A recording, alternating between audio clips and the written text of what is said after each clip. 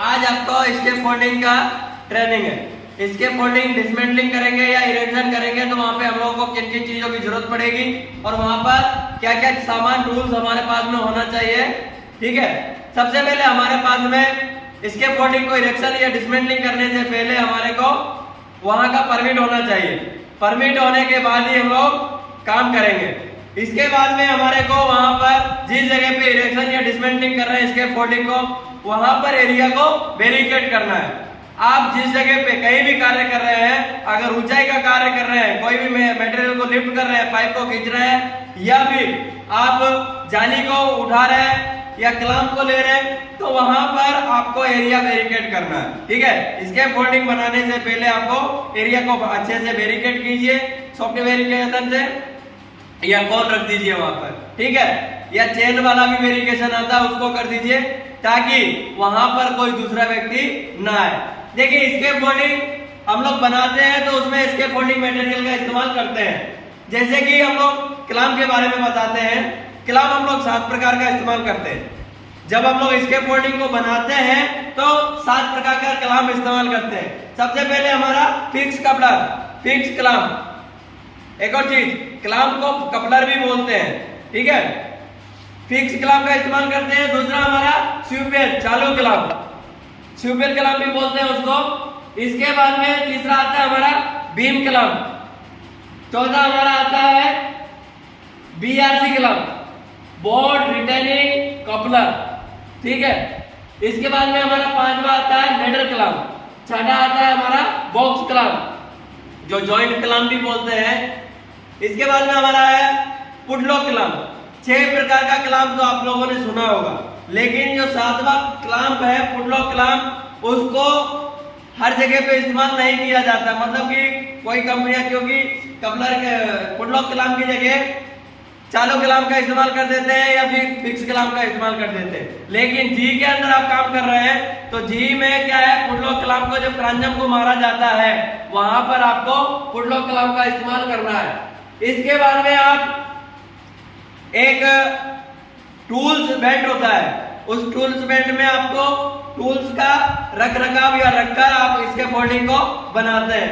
तो टूल्स में क्या क्या, टूल्स बेल्ट में आप क्या क्या रखेंगे, आपका स्पेनर रहेगा, स्पेनर के बाद में आपका स्पीड लेवल रहेगा और हैमर रहेगा, मेजरमेंट टेप रहेगा। ठीक है, ये आपका टूल्स हो गया। टूल्स लेनियार्ड, आपका सेफ्टी बेल्ट में या फिर हाथ की कलाई में टूल्स लेनियार्ड को बांध के काम करना है। टूल्स लेनियार्ड इसलिए जरूरी है, जब आप स्पेनर को या फिर हैमर को या फिर स्पीड लेवल को या फिर आपका मेजरमेंट टेप को बांधते हैं तो वो कम से कम गिरे नहीं। बांध के रखेंगे तो आपका गिरेगा नहीं, और ऐसे ही बिना बांधे हम लोग काम करेंगे तो क्या होगा, वो छूटेगा तो नीचे जाएगा। इसलिए आप लोग टूल्स लेनियार्ड का इस्तेमाल जरूर कीजिए। इसके बाद में हम लोग जब इरेक्शन करते हैं तो उसमें ये सामान के अलावा हम लोग पाइप का इस्तेमाल करते हैं, जाली का इस्तेमाल करते हैं, रस्से का इस्तेमाल करते हैं और लिफ्टिंग बेल्ट का इस्तेमाल करते हैं। ठीक है ना, इसके अलावा हम लोग उसमें सेफ्टी नेट, अगर हम लोग कोई ऐसी ऊंचाई की जगह पे बना रहे हैं जहां नीचे में ओपनिंग हो तो वहां पर हम लोग को सेफ्टी बेल्ट का सेफ्टी नेट का इस्तेमाल करना जरूरी है, या फिर रिट्रैक्टेबल ब्लॉक पॉलिएस्टर का इस्तेमाल करना जरूरी है। तो हम लोग को स्केप फोल्डिंग बनाते हैं तो हम लोग को स्टार्टिंग से कैसे, सबसे पहले हमारा सोल प्लेट, हम लोग सबसे पहले सोल प्लेट का इस्तेमाल करते हैं। सोल प्लेट कितने बाई कितने का होना चाहिए, 300 बाई 300 का हमारा सोल प्लेट होना चाहिए। सोल प्लेट के ऊपर में आता है बेस प्लेट। बेस प्लेट हमारा 150 बाई 150 का होता है और उसमें कम से कम 50 mm का ये शंख लगा रहता है।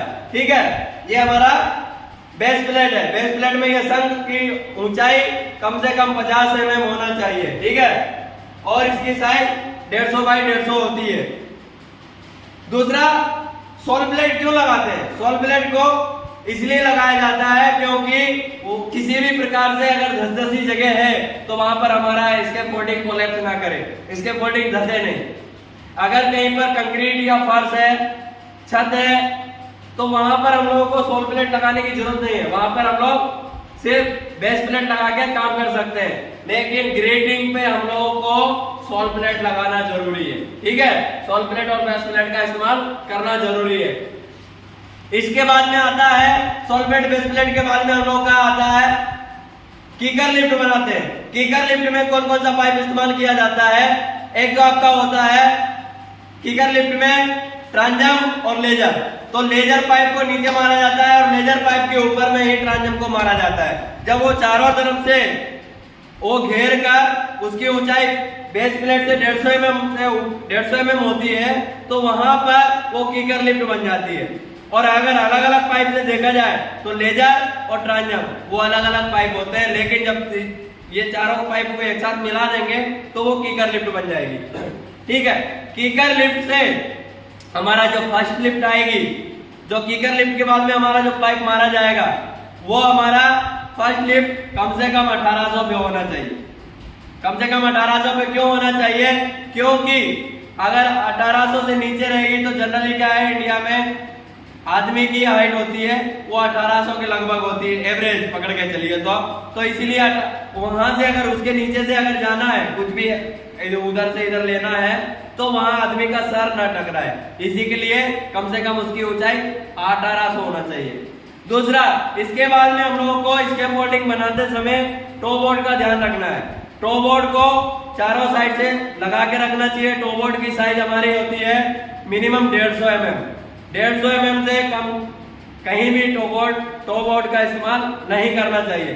अब तो बहुत सी जगह इसी जाली का ही इस्तेमाल करते हैं। टो बोर्ड में भी इसकी साइज होती है 225 mm। ठीक है, अधिकतर इसके फोल्डिंग में mm से ही चलता है, तो ये चीज का ध्यान रखना है, मीटर और mm में। इसके बाद में हम लोग का हैंड रेलिंग आ जाती है। हैंड रेलिंग हमारे को याद रखना है कि जब टो बोर्ड से प्लेटफॉर्म से और टॉप रेल की दूरी हमारी 1000 से 1100 होना चाहिए। कितना होना चाहिए? 1000 से 1100। इसके बाद में मिड रेल की होना चाहिए 500 से 600 के बीच में। ठीक है, ये चीज का ध्यान रखना है। इसके बाद में उसमें एक ड्रॉप बार दिया जाता है। ड्रॉप बार आपको जब सीढ़ी से हम लोग चढ़ते हैं तो ड्रॉप बार को ऐसे करके बंद किया जाता है, स्विंग गेट भी बोलते हैं। ड्रॉप बार को बंद किया जाता है, चालू किया जाता है, उसको ऐसे करके बंद करके आ जाते हैं और उसको ओपन करके अंदर चले जाते हैं, ताकि अगर हम वहां पर काम कर रहे हैं, किसी भी प्रकार से पीछे हटते हैं, ध्यान नहीं गया, अगर वो पाइप नहीं मारा तो वहां से चढ़ने की जगह होती है, वहीं से आदमी निकल जाता है। तो इसलिए वहां पर आपको स्विंग गेट देना जरूरी है। दूसरा चीज, आपको लेडर को लगाना है तो लेडर हमेशा 75 डिग्री में ही लगाना है। जब इसके फोल्डिंग बनाते हैं तो हमेशा लेडर को 75 डिग्री में लगाया जाता है। एक लेडर और लगता है, वो कितने डिग्री में लगता है? 90 डिग्री में। वो 90 डिग्री में कहाँ लगेगा?